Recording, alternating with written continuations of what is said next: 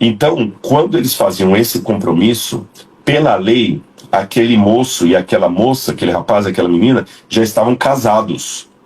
Mas ele só poderia ter direito de dormir com ela e ter relações sexuais com ela 1 ano depois, dependendo do acordo de família, quando ele voltasse à casa do pai dela com a comitiva e o dote. Aí ele pegava a moça e colocava na comitiva e levava para morar com ele. Entendeu? Então, quando fala que Maria ficou grávida de Jesus, essa gravidez aconteceu nesse entremeio. Enquanto José já tinha feito o compromisso de família, então ele era legalmente casado com ela, mas ele não tinha o direito ainda de ter relações com ela ou morar com ela, porque ele estava no período de levantar o dote e fazer a casa para os dois morarem. Foi nesse meio termo que que Maria acabou engravidando de Jesus. Na época, isso seria um grande escândalo, tá? Maria poderia ser apedrejada, poderia ser morta, expulsa de casa seria a mínima coisa que aconteceria com ela. Os judeus, eles tinham muito a questão de apedrejar mulheres adúlteras. Lembra aquela mulher que foi levada até os pés de Jesus? E aqui ela seria considerada uma adúltera. Então, olha o que a Bíblia fala que José fez.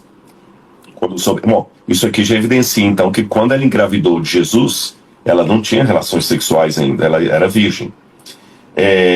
Quando José soube disso, a Bíblia fala o seguinte: José, com quem Maria estava para casar, na verdade aqui a tradução colocou estava para casar para não confundir o leitor, mas como eu falei com vocês, eles já estavam legalmente casados, mas o casamento só se efetivaria com a morar juntos em relação sexual cerca de 1 ano depois, tá bem? Mas tudo bem, a tradução aqui colocou assim para que o ocidental possa entender. José, com quem Maria estava para se casar, sendo um homem justo e não querendo envergonhá-la em público, resolveu deixá-la sem que ninguém soubesse. Por que José fez isso? Sabe aquela história jurídica que sem cadáver não há crime, sem corpo não há assassinato? É preciso a materialização do assassinato e essa acontece pelo aparecimento de um cadáver? Pois é, na época, sem marido para denunciar não há adultério. O único que poderia acusar uma mulher de adultério era o marido perante a legislação da época. Tanto é que quando aquela mulher foi apanhada em flagrante adultério e levada até os pés de Jesus, eu tenho certeza, mesmo que o Evangelho de João não diga isso explicitamente, que o marido daquela mulher estava entre os que cercaram Jesus com pedras na mão, esperando só Jesus falar alguma coisa para jogar pedras nela. Porque sem o marido para denunciar, não há adultério.